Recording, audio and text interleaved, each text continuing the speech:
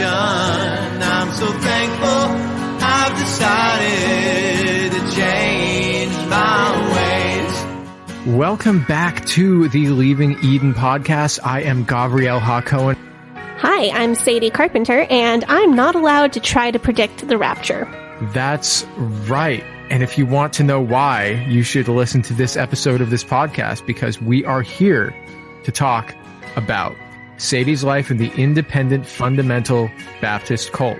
And we are here to educate, and we are here to inform our listeners about this cult and to promote freedom of mind, freedom of thought, and freedom of religion. Freedom! Like the Beyonce song. Before we get into all of that, I would just like to say, first, I'd like to thank the listeners and say that the Leaving Eden podcast is a fully viewer-supported podcast. And so if you enjoy this content, you can subscribe to our Patreon, which is patreon.com/Leaving Eden podcast. And there we are going to have, well, we already have extended episodes of the show. So it's got all sorts of outtakes, all sorts of stuff that we don't say in our version that's maybe a little bit too spicy or just goes on for too long. And if you don't want to join the Patreon for, whatever reason, you can support us in other ways by recommending this podcast to your friends, your family, your coworkers. We're trying to grow our audience, raise awareness, all of that stuff. Because, cult groups like the IFB pose a real present danger to society as a whole. And the third thing that you can do to help us out is, maybe if you like other podcasts, you listen to other podcasts, like other interview podcasts, or maybe you listen to a different cult or like a different true crime podcast, you can write an email or message on social media to the hosts of those podcasts and say, Sadie and Gabrielle from Leaving Eden podcast, they would be great guests. They're interesting. Help us get the word out any way that we can. And that would be greatly appreciated. If you want to have more in-depth conversations, then you can head over to our Facebook group. It's called Eden Exodus on Facebook. Type in Eden Exodus and you can join the Facebook group, and we're going to have a discussion there. I'm excited about the Facebook group. Yeah, we've had people join it. We've had like 2 people join it. 1 person join it. No, I think 2. 2? Okay, wonderful. Yeah, there was somebody from Twitter. Speaking of a massive tech company, though, I was having a conversation with my friend the other day. One of my friends, actually, she listens to the podcast. So, hi, friend. Yeah, she was telling me about like what it's like to be a woman in the STEM field, and she told me that she made a TikTok about it, and that the TikTok got like 500,000 views or something, which was interesting because she was also raised in a group that's not dissimilar to the IFB, but I guess she wasn't banned from studying STEM fields. So I don't know what the science disciplines, I know that you guys didn't really learn about them that great because, biology, evolution, that sort of thing, you weren't really allowed to learn. Yeah, I feel like the math curriculum in IFB schools, at least the 2 curriculums that I'm the most familiar with, I don't think it's too far removed from what you would learn in a public school. In just the average public school in America.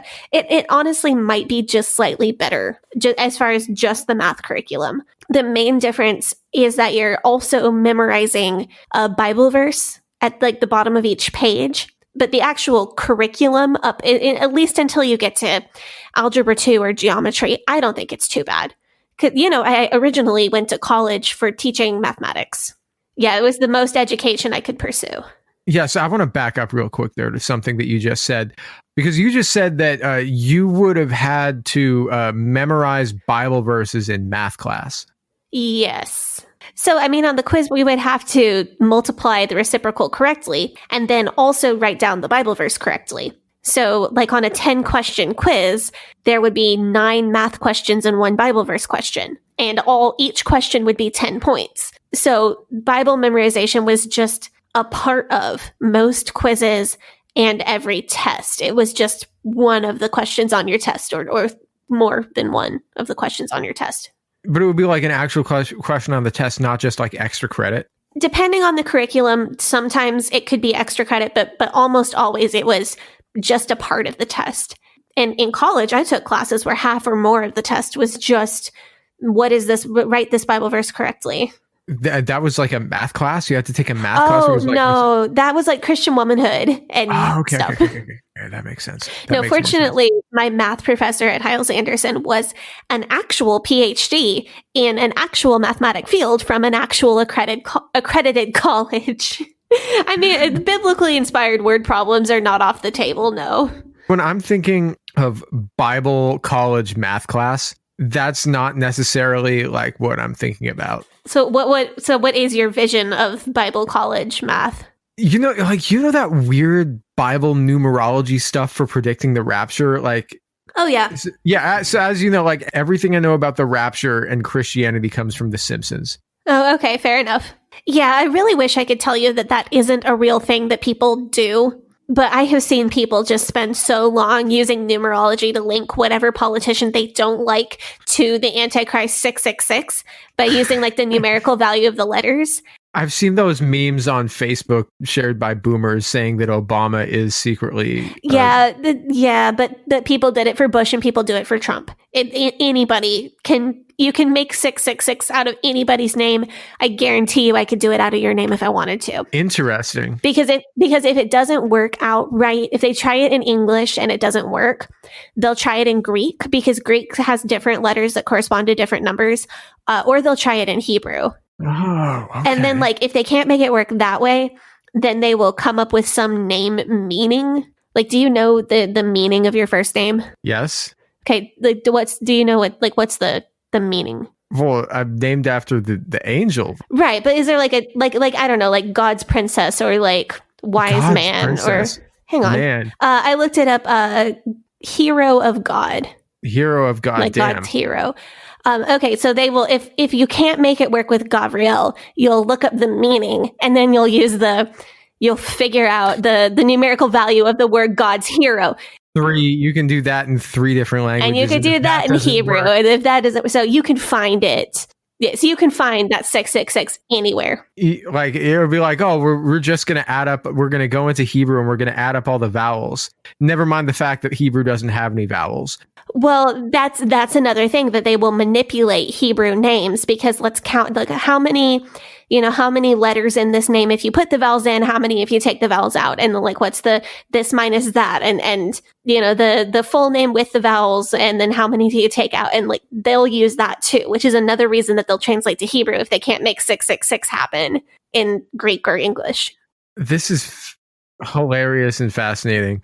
I've got to ask, like, did you get to take Predicting the Rapture 121 in Hubert Hall with Professor Pike? Sadly, I was stuck with normal calculus in college. I was not allowed to take eschatology, which is the study of prophecy and end times. I'm wondering this. How do you teach a class on predicting the end of times if nobody's successfully predicted the end of times yet? I'll try to be as simple as I can be.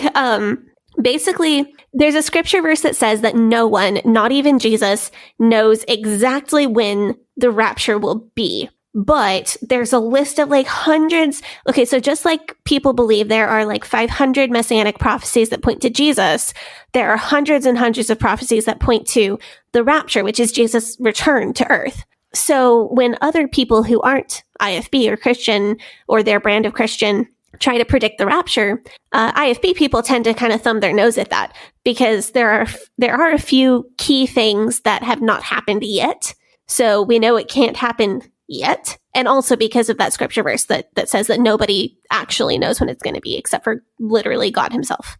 Okay. So why would you teach a class on how to predict it then? It's not how to predict it.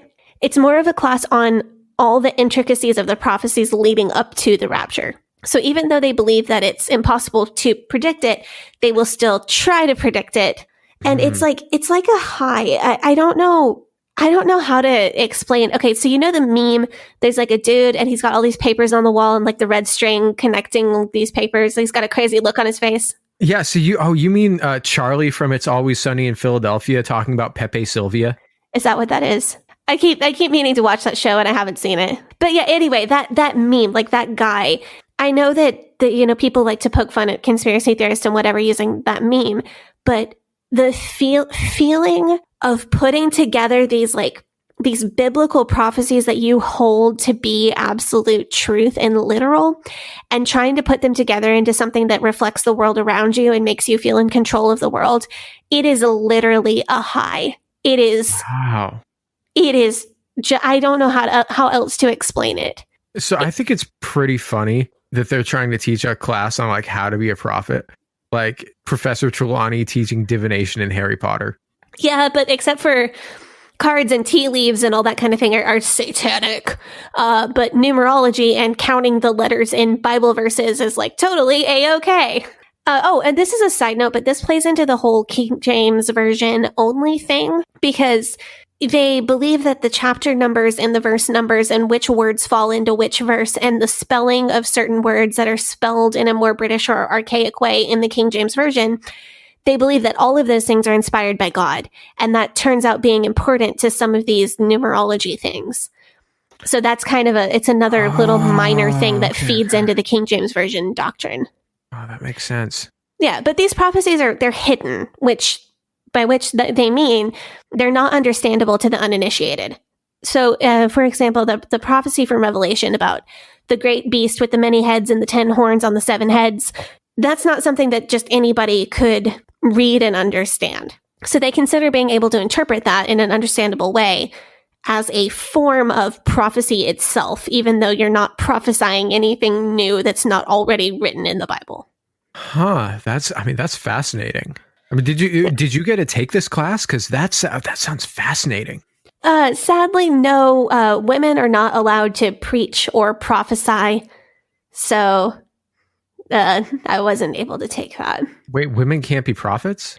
Well, no, because that would put a woman in leadership over a man, and it would also require a woman to speak in front of the church, neither of which are allowed.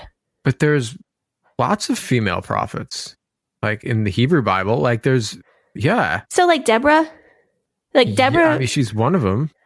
Okay, yeah, one of. Deborah was... Okay, so Deborah is allowed to be a judge because there were no qualified men to be judges. So, it's still bad for her to be a judge, but any sin isn't her responsibility because it's the responsibility of the men who weren't good enough to be a judge. Okay, but what about Miriam? Because she she literally had 2 brothers who were also prophets, and they were definitely available. Or what about Sarah? She was literally married to Abraham, who was also a Wait, Miriam and Sarah are prophets? You guys don't think that Miriam and Sarah are prophets?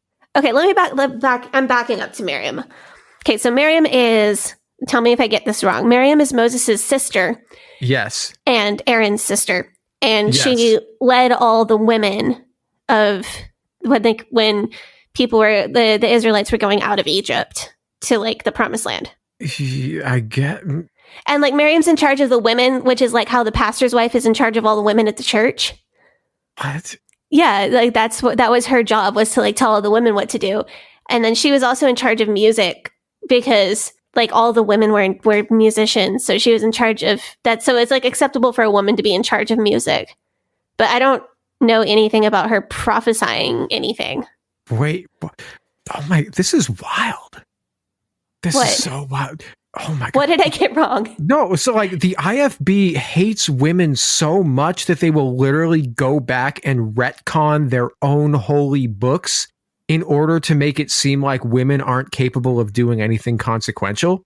I feel like I should be surprised, but after everything that we've done and everything that we've talked about so far, I am not at all surprised. So what did Miriam prophesy? I mean, she led the Israelites in the Song of the Sea, right? Yeah, and that I think that ended up getting included in the Psalms. Okay, so I'm gonna let me open up my book right now. I am going to read I have this bookmarked from earlier. Exodus 15:19 and 15:20 right here. For the horses of Pharaoh with chariots and horsemen went into the sea, for the Lord turned back on them and the waters of the sea, but the Israelites marched on dry ground in the midst of the sea. Then Miriam the prophetess, Aaron's sister, took a timbrel in her hand, and all the women went out after her in dance with timbrels. It literally says Miriam the prophetess. Okay, so that is pretty clear about her being a prophetess. Okay, so as far as Sarah, I feel like there has to be a disconnect in our stories somewhere. The story that I know is Sarah is Abraham's wife, and Abraham has been promised descendants that outnumber the stars in the sky.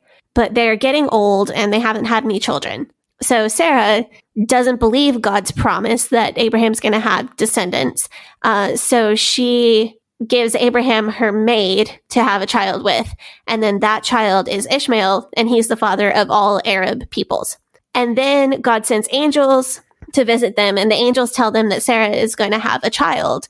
And she laughs because she has no faith. But God still gives them a child, and that's Isaac, and he is the father of all Jewish people. So basically, Sarah's lack of faith caused the entire millennia of conflict in the Middle East because she caused Ishmael to be born. And Ishmael is the ancestor to all Arabs. And Arabs are responsible for all the conflict. Oh my God. Yeah, basically just like if Sarah had had more faith, Ishmael would never have existed, and therefore neither would any of the wars. Okay, what the hell? This is... Okay. Oh, what?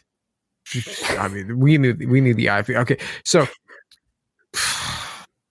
Okay, so what we learned, at least, was that... So Sarah was born Sarai, basically like what's modern day like Iraq, and that she was Abraham's wife, and she was also Abraham's half sister. So she and Abraham journey to Canaan, and they meet Pharaoh, and Pharaoh is apparently quite taken with Sarah, and Abraham is not wanting to be killed, so he tells Pharaoh that Abraham is his sister and doesn't tell him that she's his wife. Pharaoh apparently takes Sarah to be his concubine, but then God struck Pharaoh's house with illness, except for Sarah, and then Sarah goes back to Abraham. And then 10 years go by, and after not being able to have a child due to advanced age, like she gives her slave to Abraham as a concubine. This was Hagar, and Hagar gave birth to Ishmael. Then later, Sarah gave birth to Abraham's other son, Isaac, but then she kind of gets jealous, and Sarah and Hagar's relationship deteriorates, and then Abraham has Hagar sent away at, I guess, Sarah's behest. And then, but God promises Hagar that Ishmael, she promises Hagar and Ishmael that Ishmael will be the father of a great nation. Yeah, and that mostly fits. Like, that fits with the story that I was taught, except for the part where it's totally all Sarah's fault because she didn't have faith and she wasn't a supportive wife. Why wasn't she's like, why? I don't get, why wasn't she a supportive wife? Like, she literally thought that it was so important for her husband to have a son that she suggested that he get somebody else pregnant. No, she didn't have faith that God would give her a child. So she took the easy way out by suggesting that Abraham have a child with somebody else. So if she had had enough faith, then she would have encouraged Abraham that God would still give them a child. So basically her breakdown in faith caused Abraham to also have less faith in God. Okay, so you know what this is? This is another one of those situations where Baptists think that like 19th and 20th century like cultural norms are exactly the same as what they were thousands of years ago. Yeah, we live in a Judeo-Christian nation, so that means our culture is pretty much the same. So first of all, no Jewish person in America has ever used the term Judeo-Christian unless they are like making a play to be the religious right's favorite token Jew of the week. In biblical times, your husband having another wife or like a concubine, aka a side piece who he was having children with, that's not that big a deal. It literally happened all the time. So like Sarah saying to Abraham after like 10 years of trying to get pregnant, yeah, maybe you should have a baby with somebody else. Here's my slave. That's not weird. That's not something that would be seen as like a lack of faith or like frowned upon, that like, oh no, she did this, like that doomed the entire world. No, I know that like culturally that wouldn't have been an unusual practice. It's just in this particular scenario, Sarah gets blamed because God told, like, she should have listened to God when God told her that they would have a baby. Well, she did have a baby eventually. I don't see what the big deal that you guys had was. Well, God gave her Isaac pretty much as like a told you so, to make her feel bad for not trusting him to begin with. They just hate Arabs so much. They're just like, man, the world would have been a better place if they never existed in the first. But that's okay. So right, and let's find a way to blame a woman for it.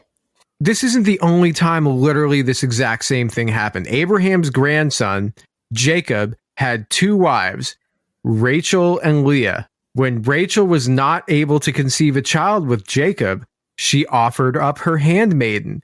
Literally the exact same thing. Jacob had 2 wives who were also sisters, and then those 2 sisters, they each had like a female slave who was also Jacob's concubine. Those 4 women were the mothers of like all of the tribe of Israel, or like of all of the tribes of Israel, of the nation of like, that's literally like, yeah, but I don't recall ever being told that story in a way that gives Rachel or Leah any agency. I mean, Rachel and Leah are like pretty much just robots, like, you know, non-playing characters in the, you know, they don't have any decision power over what goes on in their own life. Their dad, so like fair. I mean, they get married off. Right, like Jacob originally wants to marry Rachel, and their dad the night before is like, nope, guess what? It's actually going to be Leah. Because she's older and I'm trying to get rid of her. Right, so like they don't have any say in the matter in the version of the story that I heard. Okay, so I hang out with a lot of Jewish people, and literally every woman is named either Rachel or Leah or Sarah or Hannah or Rebecca. I mean, not literally every woman, but like it's so common. Like, I mean, these are like they're women who are like heavily venerated.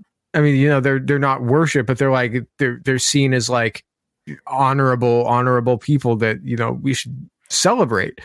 Or why would you name your kid after somebody who was famous for causing all of the world's conflicts because she allowed a baby to be born that fathered all of like and it's like, I would you go back in time and murder Hitler's mother or something? Like, I mean, I can't imagine anybody these days naming their kid Adolf.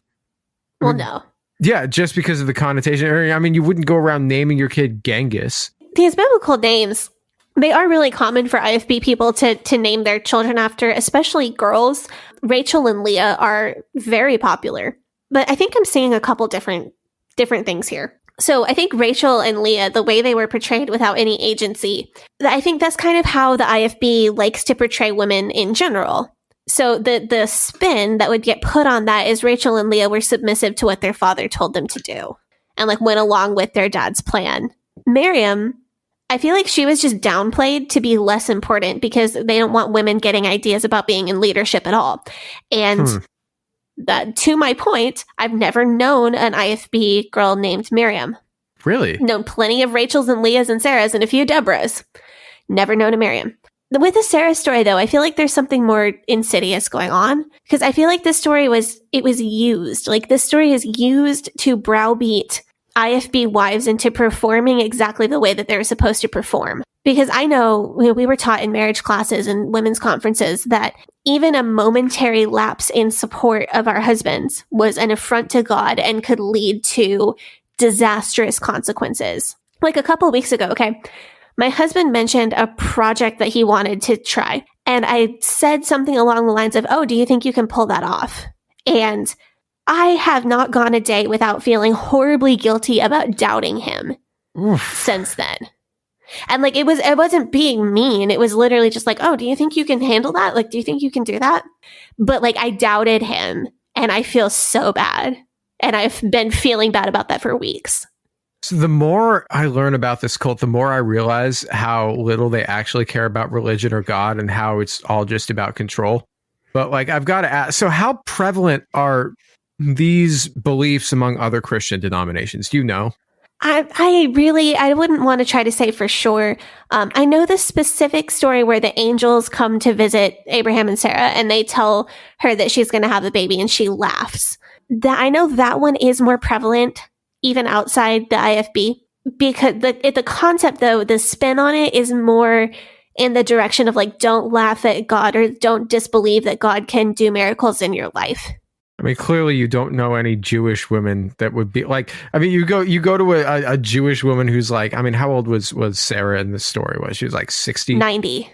90. Yeah, she's 90. You go to a 90-year-old Jewish woman and you're like, hey, you're going to have a baby. She's going to be like, what are you, an angel from God? Telling me that I'm going to have a baby at my age. I feel like we should do a series of dramatic readings of Bible stories. Oh God! Like the way it actually happened. You're crazier than your Uncle Ani. But in like outside of the IFB and more like in more modern religious groups, I think it's spun more as God can do really amazing things in your life, and God can do things that you don't think are possible. So, don't ever give up hope or whatever.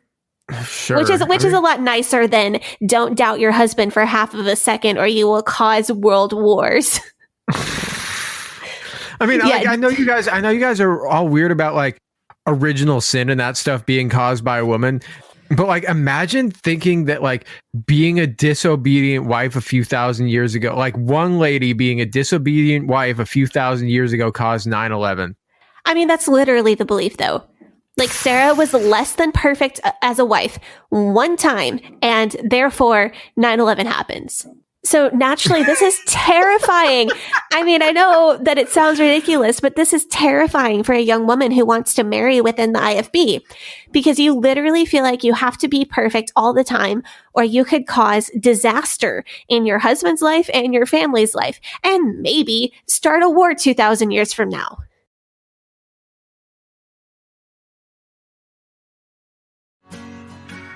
Hey, Sadie here. If this is your first time listening to the Leaving Eden podcast, make sure you go back and check out episode 57. It's a primer episode for new listeners. That episode tells my personal story and gives you all the terms and information that you'll need to know going forward. Also, check out our cult true crime series, The First Family of Fundamentalism, so that you can get the whole cult story. If you like our show, you can support us by joining our Patreon, where we have extended and uncensored episodes as well as other bonus content available. You can also join in the discussion in our Facebook group. That group is called Eden Exodus. Tell a friend, tell a family member, tell your worst enemy.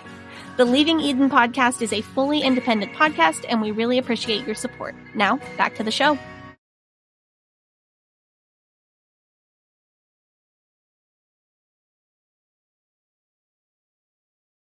Okay, so I guess the IFB have some dubious reasons for discounting those three prophetesses, the three that we talked about, Miriam, Sarah, and Deborah. But what about the other four?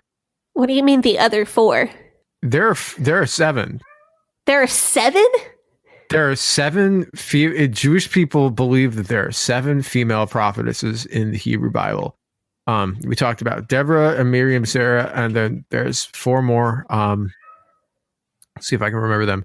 There's let's see, Sarah, Miriam, Deborah, Hannah, Abigail, Esther. There's one more. I don't know who the other one is. It's Huldah. I had to look this up because unlike Sadie, I can't just spout these things off the top of my head. It's probably just a sign that you were not brainwashed. Yeah, I wish Who Wants to Be a Millionaire would do like a Bible facts one, because I would you would be a millionaire. Anyway. Unless they ask you who are the seven female prophetesses, and then you'd be like, I am out of luck here. Well, now I would know. Now you would know, but like, what if they ask you some theology that's not like insane? They're like, does Jesus want you to hate people? Oh, see, that's a really tough question. I don't think I can answer that. No, I think I was familiar with, so I'd be familiar with 6 out of those 7, though. I've never heard of Huldah. How did you say? You said Hannah. We say Hannah. You say. You're forgetting the. I'm gonna Hannah. Okay. No, you forgot the. I can't do that. I can't do that noise, and I can't roll my R's. That's why I don't. That's why my second language is sign language, because I can't make my voice do those things. I mean, it's just like how the other day you were making tea, and oh my god, this is gonna come up now. Okay, yeah. So you were making tea, as you do, and you're like, "Would you like any tea?" And I'm like, "Oh no, thank you. I don't really like to drink caffeine afternoon." And then you're like, I'm like, do you have anything herbal? And you're like, no, I have chai tea. And I'm like, you mean chai tea? Because it's spelled like C-H-A-I. In Hebrew, you would pronounce C-H-A-I. You'd pronounce that chai. Like, I've literally gone my entire life believing that chai tea was in fact chai tea. And I in my mind, I thought that when British people were like, oh, well, we're having high tea, I'd be like, no, they're just British and they can't pronounce high tea. Like, I thought that like high tea was like literally a kind of tea, and she thought I was joking for like. No, I thought you were just messing with me, and I was like, dude, I have not eaten. I was like, dude, I need you to slow your roll because I haven't eaten yet, and you're like kind of getting on my nerves, like with this like clowning. Well, I thought you were just like clowning around, and I was like, dude, can you please save the ridiculous, like whatever the bit that you're doing until I eat? And you were like, no, I'm not joking. I'm not, like, I literally thought like it said high, like I'm like high tea. Why would like? I just assumed that that it was like and you know, I'd known people like when I was in college, we were like, oh, like let me get a London fog. They go to the bistro, the coffee shop, and they'd be like, oh, let me get a London fog. And I'm like, what's in a London fog? And they'd be like, chai, like it's like a chai tea latte with like steamed milk or something. I don't know what's in a London fog. And I'd be like, you mean a high tea latte? And they'd look at me like super weird, and I'm just like, never mind. Well, I'm glad that I finally got to set you straight on that. I'm still gonna, you know what? I'm still gonna call it high tea. Anyway, Hannah was another woman who, so her story is pretty common.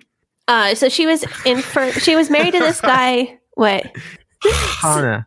So she was married to this dude. I think his name was Elkanah. But he had another wife, and his other wife was able to have kids, but she wasn't. Hannah wasn't. So she went to the temple and she prayed at the temple. And the priest thought she was drunk because she was praying so fervently. And after that, she was given a child, and she had a little boy named Samuel. So then when Samuel turned 5 years old, she returned him. She brought him back to the temple where he could grow up serving in the temple. And then Samuel grew up to be like a great prophet and judge. That's a famous one. Yeah. Yeah. Like he's super important. And I think Samuel's mother comes off with a really good reputation among modern Christians. Like I think she gets kind of put down the least out of these 7 women. Why? Because she prayed and then was exalted for having the highest honor that a woman is allowed to have, which is being a mother. And then also she surrendered her baby back to God. They don't want women to do anything except pop out kids, do they? Yeah. Well, also you're supposed to be supportive to your husband. Like basically you're there as a support structure for your husband's life and ministry and to have his babies. Also in that story though, it's portrayed as like totally cool for Hannah's husband to hate and reject her because she can't have children. Like basically the way it's portrayed is like, well, the other wife was bullying her because she was infertile, and that's not cool for the other wife to bully her. But like it's totally within her husband's rights to hate her and reject her and not want anything to do with her because she can't have children. I could imagine that would be really damaging if I know a few people that have struggled with infertility. That's a difficult thing that a lot of people have to struggle with, or that they've had like, I guess you're far enough along that I can say the word miscarriages without like jinxing anything. Yeah, fine. But like they who dealt with that, and that was difficult for them and sad for them to do. Like that is just a terrible thing for anybody to have to, couples who want to have children, people who want to have children and aren't able to, or have a tough time getting there. It's just heartbreaking no matter what your story is. That's an awful thing to go through. And then being told that's your fault. Oof. I know like this is, with having 2 wives and like he preferred the wife who could have children. Like I know that's kind of just the way things were, but this is like, the IFB does kind of hang it over people's heads because while they would never say it out loud, the messaging that you're getting, like the subliminal messaging and the subtle messaging that you're getting is, if you prayed harder, God would give you children, or it's okay for your husband to blame you if you struggle with infertility. So like when you were growing up in the IFB and you were hearing this sort of thing, like what was going through your head? Yeah. And this is going to be a little bit dark, just FYI. But specifically hearing the story of Hannah, I always assumed that I would be able to have as many children as my husband and I wanted, because I prayed. Told me you prayed for twins. I did pray for twins, and I was I'm currently pregnant with just one. So I think maybe God knows the best time to answer your prayers and when to kind of let them go. Twins right now, oy vey, that'd be yeah, one right now is a little frightening. So. No, twins like right out the gate, like first children, twins. That's like, oh, yeah.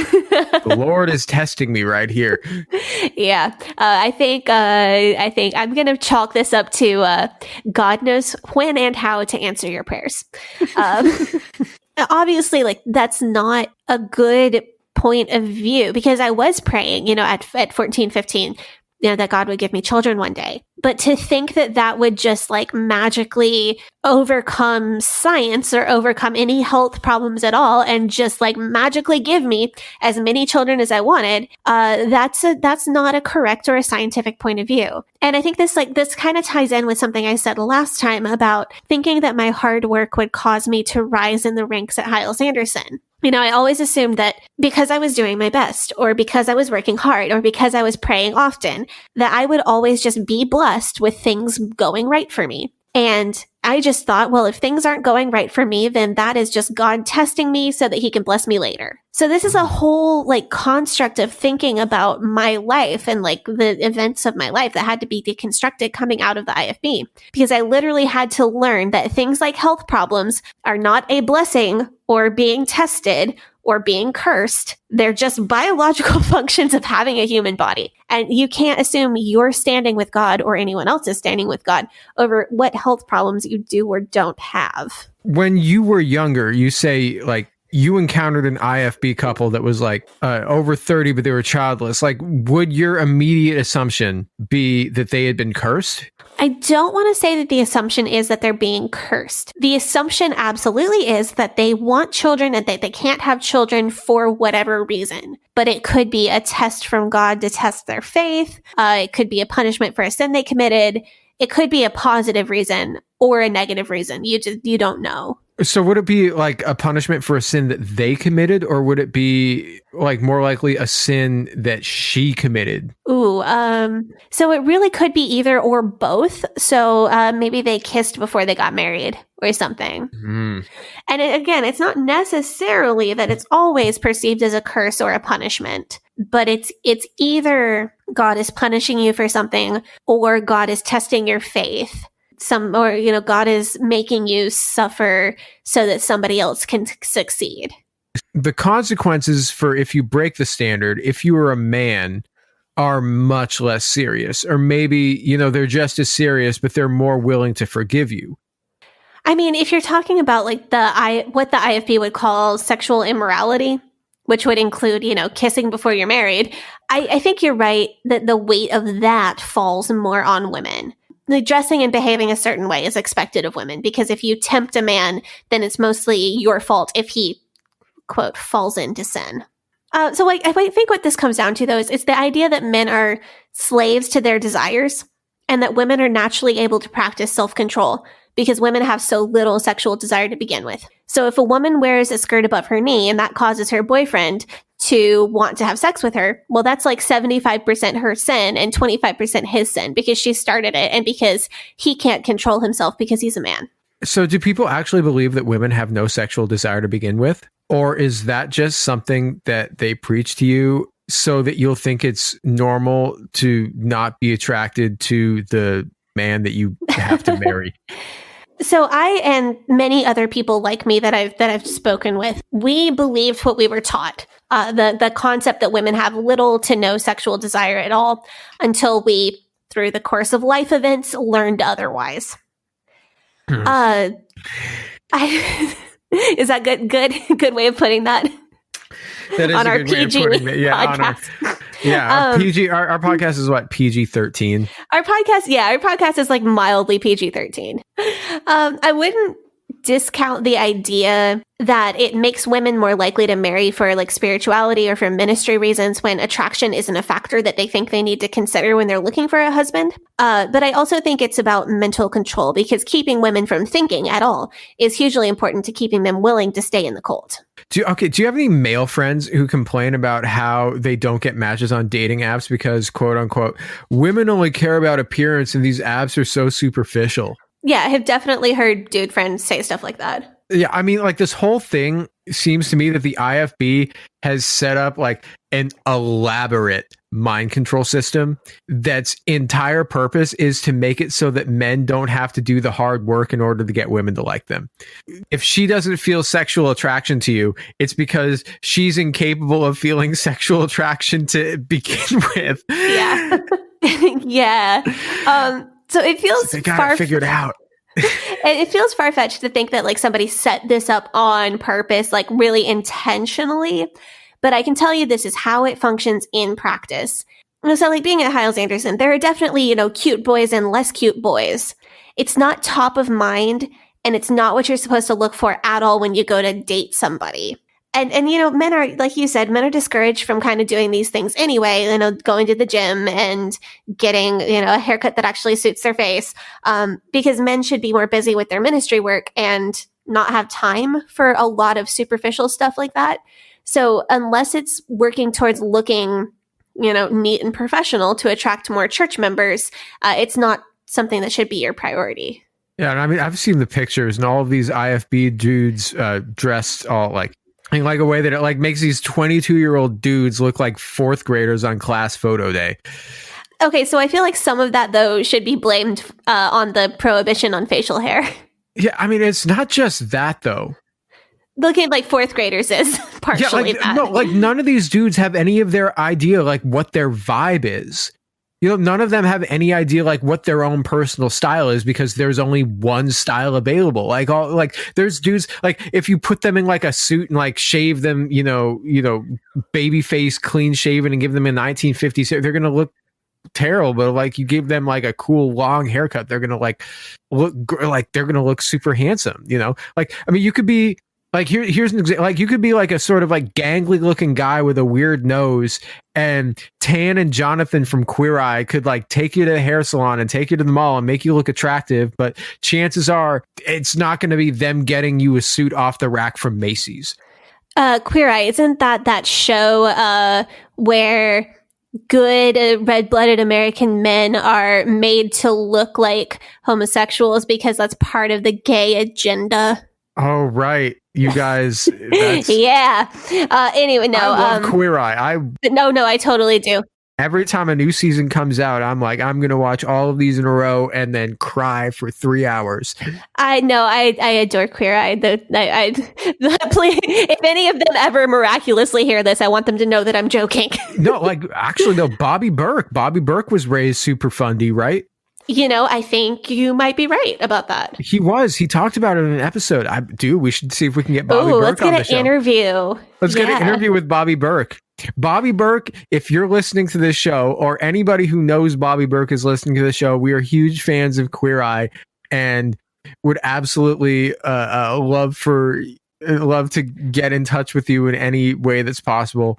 Let's talk about. In the off chance that you're like one of the few hundred people that listens to this show. Life is, it's all about connections. Yeah. It is. Networking. No, but like, aside from my joking about the gay agenda, poverty, or at least frugality, and conformity are what are valued in the IFB. Like, especially, Hyles Anderson guys, most of them get their haircut by some dude with clippers in a dorm room bathroom, like the night before hair check. And if you're lucky, somebody who used to be in the military, so at least he can buzz it correctly. And all of these are dudes that you're supposed to like want to marry, not like 5, 6, 7 years down the line, but like immediately, like married at 21, popping out kids pretty soon. Yeah, like you graduate college the beginning of May, you get married the beginning of June, and then, 2 weeks later you show up at the church where you're going to be, an assistant pastor or whatever. And then a year or two down the line, you're starting to have kids. In the IFB, you marry one person, right? That's the only person that you can have sex with your whole life. So, putting yourself in this like hypothetical IFB woman's shoes, like that's why this system requires such a large amount of brainwashing. Because if you, as this hypothetical person, ever realize that you do or that you can feel sexual attraction, you're suddenly going to be very unsatisfied with the choices that are put before you. So the whole system depends on getting you married in a marriage where divorce is not an option, and hopefully pregnant before you figure this out. Because now many IFB women are going to stay in abusive marriages or just less than ideal marriages, especially once they have a child. Because, you're told that being divorced is just the worst thing that you can do for your child, and your child will never recover or be a functional adult. Once you're married and pregnant, it doesn't matter if you figure this out. But as you've got to get them married and get them pregnant before they figure it out, or the system would just fall apart.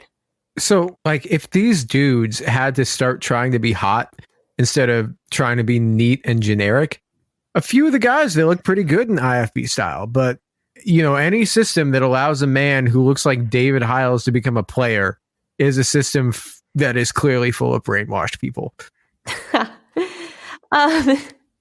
So, I do think this is important. That we kind of went off of what we were talking about, but I think it needs to be talked about, because the idea that the IFB is a system that depends on the brainwashing and the subjugation of women, that's something that people are aware of. Pretty much anyone who just takes a casual look at the IFB can figure that out.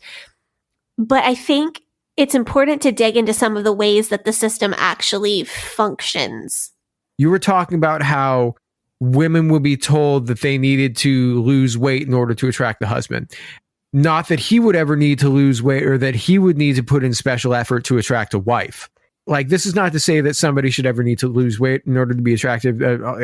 Because, like I said, beauty is skin deep. Beauty is in the eye of the beholder. And there's more important things to look at than appearance. But like, this just popped out as an important example because of the way that, like, especially like weight and attractiveness are tied together in culture broadly, and like especially in the IFB. Just another thing, like we talked about, just another way in which women's physical needs, like not even desires, but needs, are so secondary and so important that they might as well like not exist. And if you're a dude, maybe you're not IFB, but like if you're a dude and you're sort of in like this self-pitying mood to try to say, oh, women don't like me, but it's not my fault. I wish they had to like me. This is the sort of like brainwashing thing that you're advocating for. Like, if you take this to like the logical conclusion of, I wish women had to like me, like this is the sort of thing, this is the sort of system that would have to exist in order for women to be quote unquote made to like you. Yeah. and I feel like, weird direction, but hey, it's a good direction. I feel like this goes hand in hand with the idea that like a good woman can make any man a good man. Oh. Like, it's the same concept, like, oh, well, if a woman is willing to give up her desires and her basic needs for a year or 3 years or 5 years or however long, her whole lifetime, or a lifetime, that her innate goodness and saintliness and selflessness will heal whatever is messed up about that man. And I think too many novels and movies tend toward this kind of relationship, even on way more innocent levels. Like, a man is a slob and he doesn't care about his job very much, and he like smokes too much weed until he meets this unbelievably perfect woman who inspires him to do better. Do you ever see those like cringy pics on Instagram or Tumblr where people are like, I want a relationship like Harley Quinn and the Joker? And it's like, just yes. Yeah. I'm scared of Harley Quinn girls. Yeah. So you know where else I see this sort of thing? Where? So as a musician, and people who are musicians, and you feel targeted by this, I absolutely mean to target you with this. So as a musician, anyway, I see dudes, other musicians, usually in their 20s, writing not just songs, but full albums about some girl who just wasn't that into them, but their emotional immaturity made the rejection of one woman onto whom they had projected all of their desires and turned into like a fictionalized woman of a fictionalized version of their perfect woman.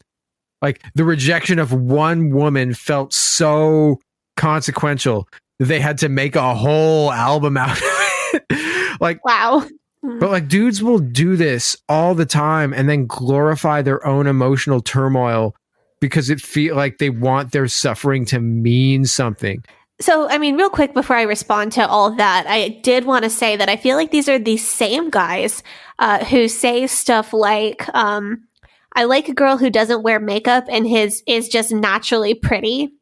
But they're looking at a picture of a woman who has a full face of makeup on. It's just like tans and browns and no false lashes and no super bright lipstick. So, yeah. But this idea that women exist to fix men, it is a barely obscured version of the idea that women exist to serve men. So when you're stereotyping women into this copy and paste, like void that needs filling in my life, you can characterize that woman as a manic pixie dream girl or as a mother figure, or you can like try to be feminine, like try to look feminist and like, oh, well, she's my Wonder Woman or whatever. You could use whatever stereotype you want to use. It's still objectification because that woman is replaceable to you. She could be any person who would sell her life out to do the emotional labor that you are not going to do yourself so that you can come out of it perceiving yourself to be a better person. You know, I think when we think of objectification, we typically think of just like reducing a person to their body parts or reducing a person to a stereotype, and yes, that is objectification, but it also is when you are just trying to put a role on a person because you want someone to fill that role in your life. And the thing about, you know, being fixated on like one woman who isn't into you, that really kind of gives me the creeps. And I'm sure that other, you know, women and femme people who are listening to this are probably feeling that same kind of feeling on edge like I am, because not every time that is a recipe that can turn into a stalker situation real quick. Yeah, I mean, there's nothing wrong with being into somebody who isn't into you. Of course not. I mean, that's just a fact of life, you know. But like, what we're talking about here is like taking that to the extreme. No, like, of course, that's a common human experience. But when you get to the point where you feel like you need that one person, whether they realize that you're meant to be or not, you're going to prove to them that you're meant to be. Like, it can go from movie to stalker real quick. It can just take a real dark turn from there. Yeah, so like, I mean, if you combine this sort of like fixation with like you're fixated on one person, like you combine that with the IFB sexual purity doctrine, and then combine those two things with the fixation that the IFB has on two people being destined to be together and only with each other. Like, I mean, this is a really, really, really dangerous like trifecta of combination. Like, you know, it's like it's a powder keg. I mean, that like you're a young man, and for whatever reason, you get it into your head that God has a specific girl picked out for you to marry, and then you see her with another man, and then you've had your head filled with a bunch of like woman hating insanity your whole life. I mean, you might get it into your head that God wants you to do something that you really shouldn't be doing. Right. Like it's not that that's going to happen every time, but that there is a slippery slope of behavior there, as much as I dislike that term. Yeah. But I've heard it alluded to in the IFB, the idea that for a woman who is looking for a husband, the right one is the one who asks you out first. You probably read in Dating with the Purpose, women are encouraged to always say yes to a first date unless there are like really severe reasons not to. I think in your interview when we went on the Permanent Waves podcast, you said that leaving the IFB was difficult because you had the option where it was easy to just turn off your brain and go through your life just doing everything that you were told and supposed to do and like not question anything. What we're seeing here is that like turning off your brain in a cult, like in a group like this, it's a defense mechanism. It's like a necessity. Yeah, I think on Permanent Waves, I was talking about the lyric "A Ready Guide in Some Celestial Voice" from the song Free Will. Great song. Just fighting against that kind of powerful system of brainwashing is just so tiring. Learning about your own personhood and agency when there's just every roadblock to learning about those things, it's exhausting. And if you are if you feel like you have the constitution to just give in to the brainwashing, it's like fighting, it feels like fighting sleep. You know, the brainwashing just wants you to just, you're in a soft bed and you're comfortable and you just want to drift off to sleep. And to pull yourself out of that, it feels like fighting sleep. It's very difficult. You know that once you start heading the direction of getting out, that you are going to quickly come to a point where the genie is not going back in the bottle.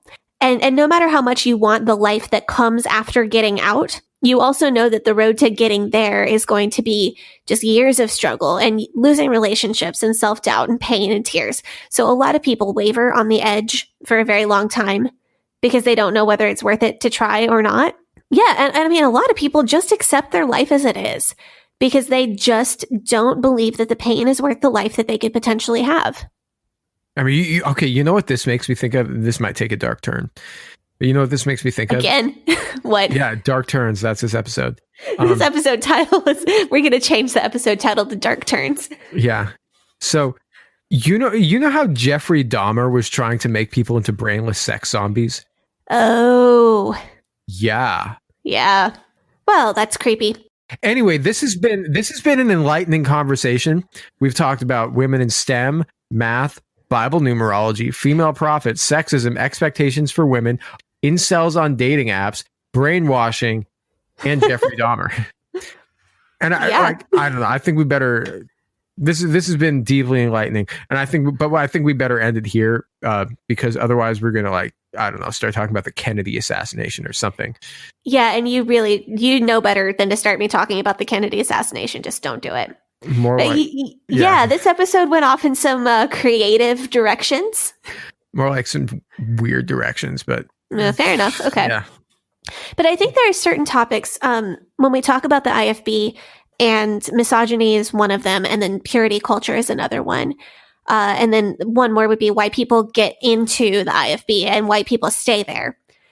Like these topics, this is not something that we can just write one episode about and move on, because it takes this kind of digging into beliefs to even begin to understand how this system functions. And it's a reminder that the IFB is a subculture, that it's separate even from American evangelicalism, and that there are generations of people and generations of teaching that bring about these kind of deep set beliefs. And, 3 or 4 generations down the line, you have people and you don't know why they're behaving this way. And it takes years and decades and research to understand. I had no idea why I behaved this way for the first 20 years of my life. And now I have to really work to even find out. Well, I mean, it's also important to point out that while the IFB has its own sort of subset, these beliefs and these concepts are not things that are bespoke to this group. And it's worth looking into even below the surface level, and the misogyny especially. It's not just that it's bad, and it's not just that it's so normal, but also that it's weird and it doesn't make a lot of sense. There are just some this misogyny, there are just some bizarre permutations to it. These people will literally go back and change their own holy religious texts in order to be able to say that women can't do anything, because the implications of this, it runs so central to everything, and admitting that ruins everything. And I feel like everything that we said was true and real, and none of the connections, as bizarre a direction as this took us, but it feels like none of the connections that we made were particularly far-fetched. But where it took us, it just, I guess we just ended up way out there. It was interesting. I mean, it was. And I think if I could say one more thing, it would be that I think that women are smart. And in order to get an entire group of women to submit to this kind of misogyny, you really have to build a system of beliefs around it. This is not just the kind of thing that you can just say and people will accept it. And I think that's evidenced by, I've heard many, many stories of the first generation of people that got into the IFB. People that I've known, it's a family, and the grandparents and the parents and the children, 3 generations all go to the same church as me. The grandparents never accepted that women have to wear skirts. only. Like they'll wear skirts to church, but all of those grandmas wear pants at home because they're not going to accept. Somebody just told them women can't wear pants, and they're like, yeah, no. And then, you get through the generations, people begin to accept it and internalize it more because you can't just say it and people accept it. Yeah, there has to be brainwashing generationally from an early age. And then you have to keep on justifying that throughout that person's life to build this kind of system. These things build on themselves over generations. And that's where you get these deep-seated beliefs. Anyway, I think that's a good point to end on. Yeah, so this has been the Leaving Eden podcast. You can join us on Thursday for our weekly homework episode, 2 days from now, Thursday, where I'm actually, rather than assigning Sadie something, Sadie assigned me the assignment of reviewing some Hyles Anderson tour group music, which is something that I am deeply excited for. This is going to be so fun. Yeah, once again, if you like this podcast, please consider subscribing to our Patreon. It really makes a difference and we really appreciate it. You can follow us on social media, recommend us to your friends, recommend us as interview guests to other podcasts you may listen to, and join our Facebook group. It's called Eden Exodus on Facebook. Join that group. We're going to post stuff in there. We'll have discussions in there. It's going to be really wonderful. It's going to be a lot of fun. I've been Gavriel Hacohen. You can follow the podcast on social media. Instagram is at Leaving Eden Podcast. Facebook is Leaving Eden Podcast. Twitter is at Leaving Eden Pod. Sadie, you want to plug your social? Yeah, you can find me on Instagram at Sadie Carpenter Music and on Twitter at Hell Yes Sadie. And you can find me on Facebook, Twitter, Instagram at GAVRIELHACOHEN. Thank you very much, and you have a wonderful day. Hope you'll tune in soon. Bye-bye.